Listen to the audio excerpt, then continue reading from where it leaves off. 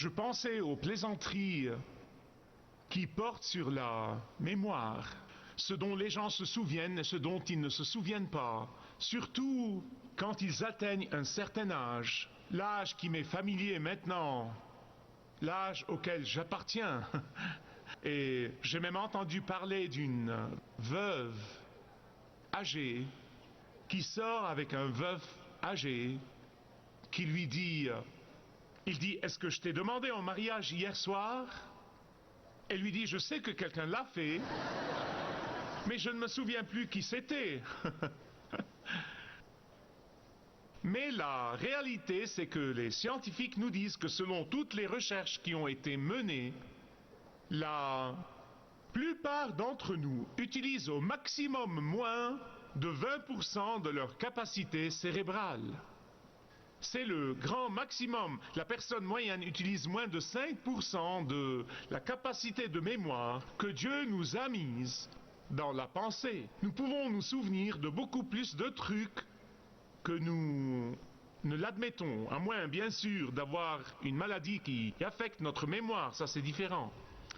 En fait, notre pensée est capable d'enregistrer jusqu'à 86 millions d'octets d'informations.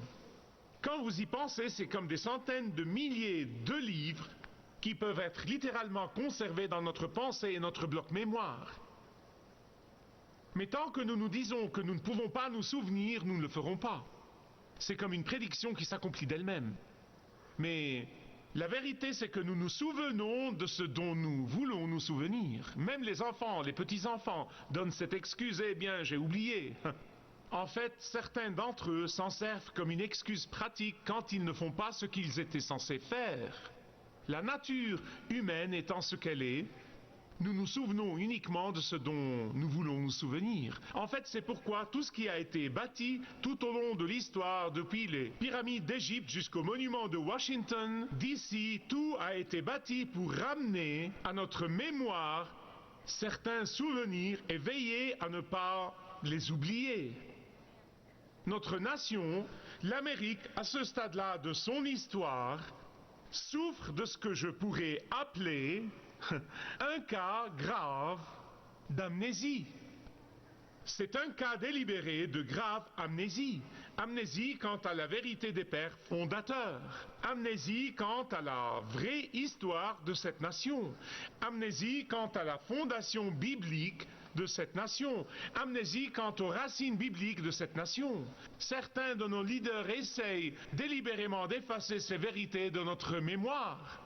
Ils essayent d'effacer de notre mémoire que c'est une nation qui a été fondée sur la vérité chrétienne, que c'est une nation qui a été fondée dans la dépendance absolue du Dieu de la Bible, que c'est une nation qui est devenue grande simplement à cause de sa fondation pieuse, que c'est une nation tellement généreuse et tellement accueillante et tellement aimable à cause de son amour pour Dieu qu'elle a exprimé envers les autres en étant une nation accueillante.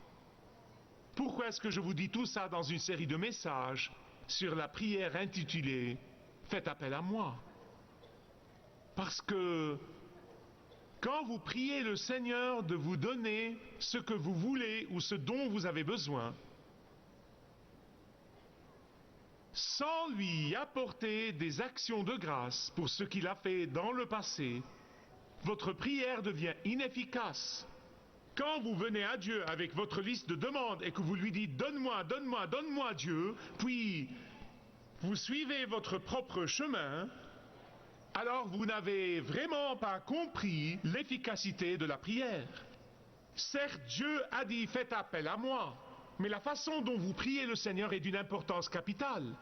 Si vous étudiez toutes les grandes prières de la Bible, de la prière de Daniel dans le chapitre 9, à la prière de Néhémie juste après le retour du peuple de Dieu de son exil, à la prière de la consécration du temple de Salomon, même à la prière d'Étienne avant sa mort dans le livre des Actes des Apôtres, vous allez voir que chacune de ces prières commence avec des actions de grâce pour ce que Dieu a fait dans le passé.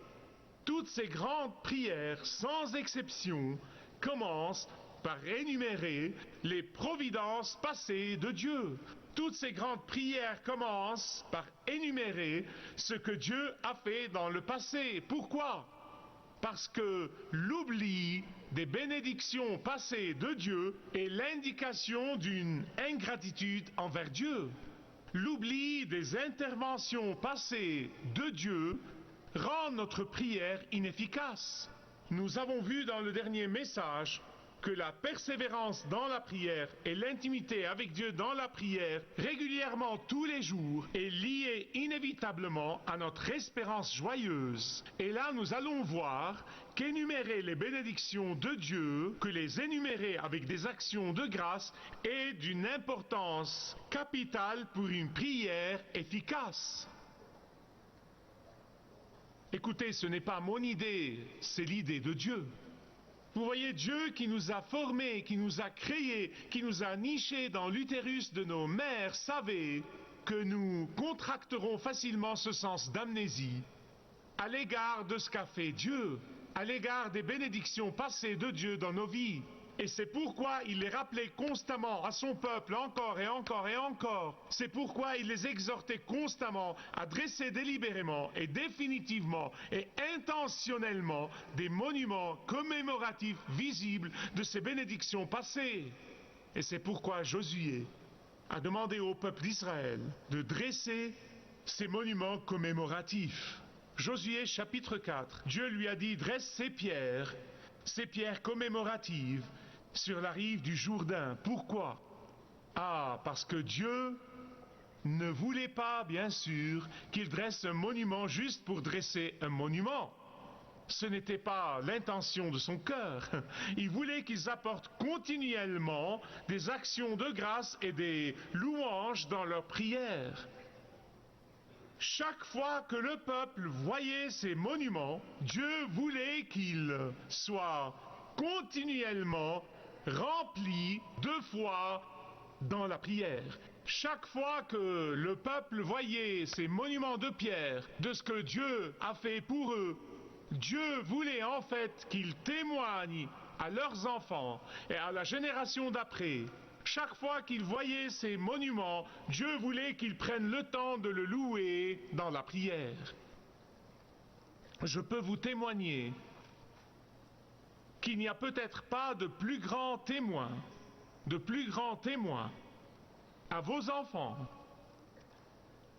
que de prier avec eux afin de témoigner de ce que Dieu a fait pour vous dans votre vie, dans le passé. Comment Dieu a exaucé vos prières, comment Dieu vous a béni, comment Dieu vous a sauvé d'une situation difficile, comment Dieu vous a guéri. Leur témoigner est la plus grande puissance que vous pouvez avoir dans votre temps de prière. Il n'y a pas de plus grand témoin que d'énumérer comment Dieu vous a béni dans le passé. Il n'y a pas de plus puissant stimulant de la foi dans la prière que de commencer par énumérer ce que Dieu a fait pour vous dans le passé. Puis-je avoir un témoin? Il n'y a pas de prière plus efficace que la prière remplie de louanges pour votre salut, qui est la plus grande bénédiction de tout. Voilà ce qui est arrivé. Et c'est pourquoi Josué était catégorique sur le point de dresser ces monuments commémoratifs. Vous voyez, Josué était là avec Moïse quand ils sont sortis d'Égypte. Il était là quand il a vu les miracles et les fléaux de Dieu. Il était là quand ils ont traversé la mer Rouge. Il était là quand ils ont vu la manne pleuvoir du ciel. Il était là. Il était bien là, il a vu tout ça, mais il était aussi là quand ils ont facilement oublié tout ce que Dieu a fait pour eux.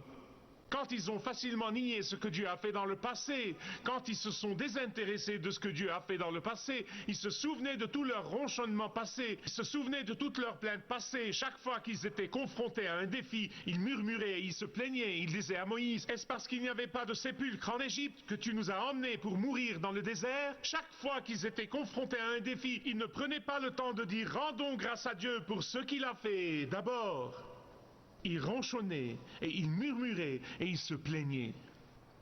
Josué les a vus faire tout ça au lieu d'apporter des actions de grâce et des louanges à Dieu et de l'adorer pour tous les miracles qu'il a fait. Quand Josué les a vus oublier comment Dieu a fendu la mer Rouge, quand l'armée égyptienne les poursuivait, quand Josué a vu à quel point ils étaient ingrats pour la provision de l'eau et la manne, quand Josué a vu l'ingratitude de son peuple à l'égard de Dieu dans le désert,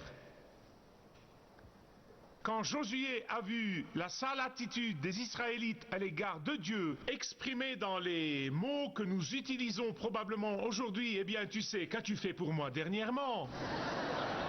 D'accord, tu as fait tout ça, mais qu'as-tu fait pour moi dernièrement, Dieu? Vous voyez, quand Josué a vu tout ça, et que Dieu a dit à la base qu'à cause de cette attitude d'ingratitude, cette génération, toute cette génération sans exception, devait mourir, être enterrée dans le désert, que toute cette génération sans exception n'aura pas le privilège d'entrer dans la terre promise. Quand Josué a vu ce que leur ingratitude dans les louanges et les actions de grâce a fait à cette génération, il a dit: je ne veux pas que cela arrive à ma génération. Je ne veux pas que cela arrive à la prochaine génération. L'absence des louanges et des actions de grâce les a littéralement empêchés d'entrer dans la terre promise. Et Dieu a attendu 40 ans jusqu'à ce que tous les ingrats, ceux qui ronchonnaient et se plaignaient, soient morts et enterrés dans le désert.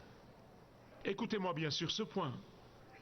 Josué a compris que pour qu'une prière soit efficace, elle doit être remplie de louanges et d'actions de grâce pour ce que Dieu a fait dans le passé.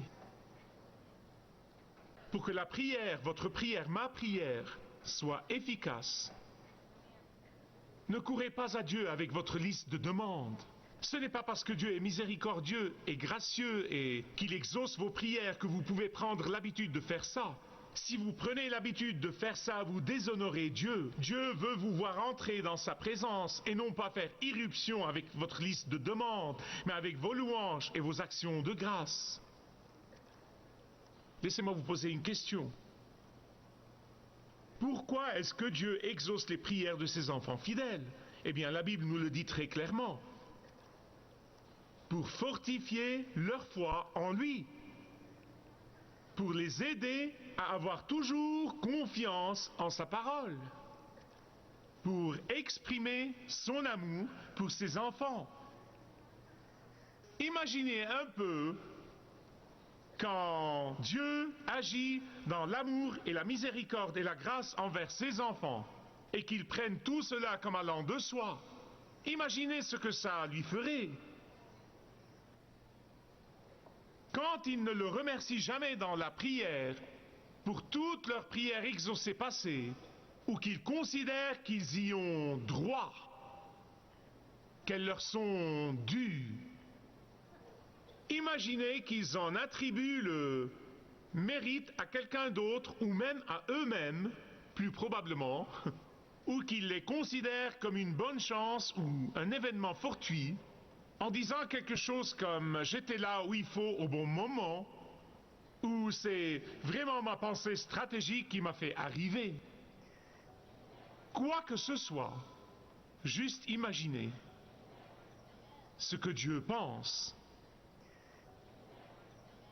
Quand vous venez lui demander quelque chose d'autre, sans passer un moment à le remercier pour ce qu'il vous a déjà donné. Écoutez, cette attitude de gratitude doit avoir lieu dans notre vie de prière individuelle. Vraiment. Cette attitude de reconnaissance et de louange à Dieu doit avoir lieu dans notre vie de prière publique. Ces actions de grâce et ces louanges à Dieu pour ces bénédictions passées doivent être la pierre angulaire du temps de prière de toutes les familles. C'est la pierre angulaire. Je le sais de ma propre vie, comme j'ai déjà appris cette leçon.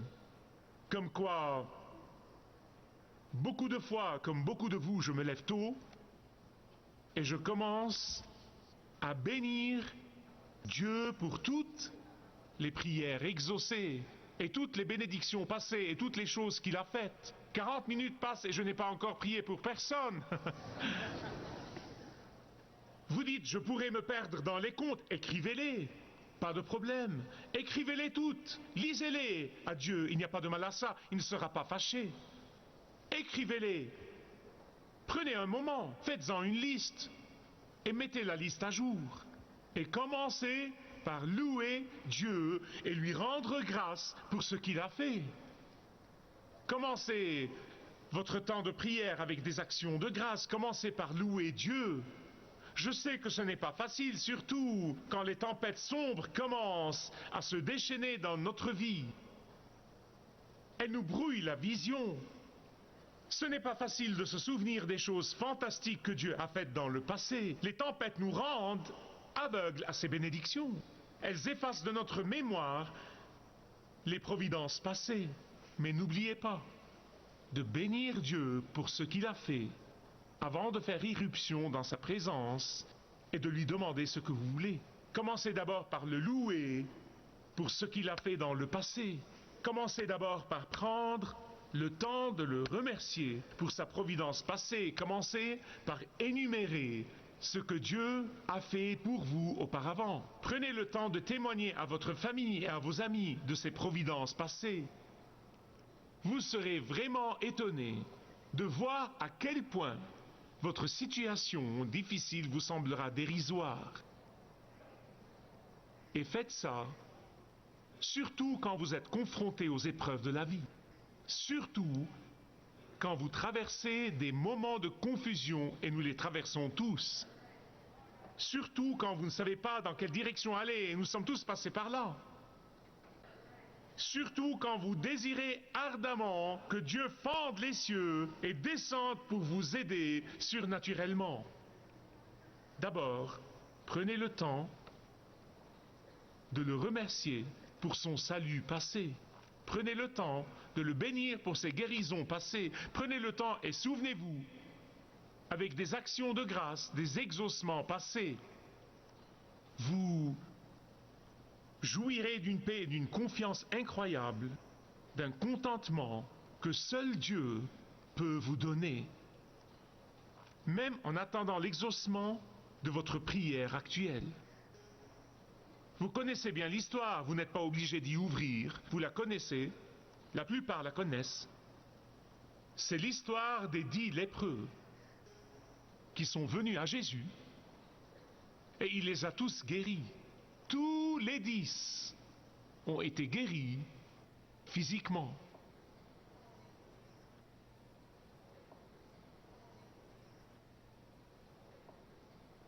Il y avait parmi les 10, 9 juifs, le peuple de l'Alliance, et un samaritain, juste un. Et la Bible nous dit que seul le samaritain est revenu à Jésus. Nous ne savons pas combien de temps il lui a fallu pour revenir. Nous ne savons pas combien de jours ou de kilomètres, ou s'il est revenu sur le champ, nous ne savons pas. Mais il est revenu délibérément, assurément, intentionnellement. Il est revenu à Jésus pour lui dire merci. Si seulement je pouvais vous transmettre les mots de Jésus dans Luc 17, 17, comme ils ont parlé à mon cœur à travers les pages de la Bible, je vais essayer de faire de mon mieux. Voilà ce qu'il a dit quand il a regardé cet homme en dehors de l'Alliance, venant, se prosternant devant lui, lui disant merci de m'avoir guéri. Voici ce que Jésus a littéralement dit. N'y avait-il pas 10 qui ont été guéris? Et les 9 autres, où sont-ils? Verset 18.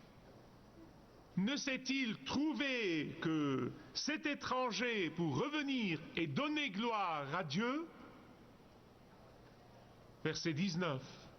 Puis Jésus regarda le Samaritain et lui dit, lève-toi, va, Ta foi t'a complètement guéri. Bien-aimés, écoutez-moi. Si vous n'avez jamais compris qu'il y a des bénédictions exceptionnelles qui vous attendent dans la prière, quand vous passez un temps dans les louanges et les actions de grâce, vous devez le comprendre, vous devez l'apprendre, et c'est juste là, dans ce passage. Tous les autres ont reçu des guérisons physiques. Tous les autres ont reçu un répit temporaire de leur douleur physique, de la douleur de l'isolement et de la douleur du refus de la société à cause de la nature de leur maladie. Ils ont tous reçu le miracle. Mais seul celui qui est revenu était rempli de gratitude, était rempli d'actions de grâce, était rempli de louanges. Et en conséquence, il a reçu beaucoup plus que la guérison physique de son corps. Il a reçu la guérison totale de son âme, de son esprit. Il a reçu un pardon total. Il a reçu une purification totale. Il a reçu une bénédiction céleste totale. Il a reçu la vie éternelle avec le Christ. Et c'est ce qui arrive. Les bénédictions des actions de grâce dans la prière sont incalculables. Merci de regarder ce programme. Marcher avec le guide est un programme et un ministère de Kingdom Set que je vous présente chaque jour en anglais, en arabe et en français, dans l'espoir que Dieu l'utilise pour vous toucher et toucher vos besoins. Et je prie que Dieu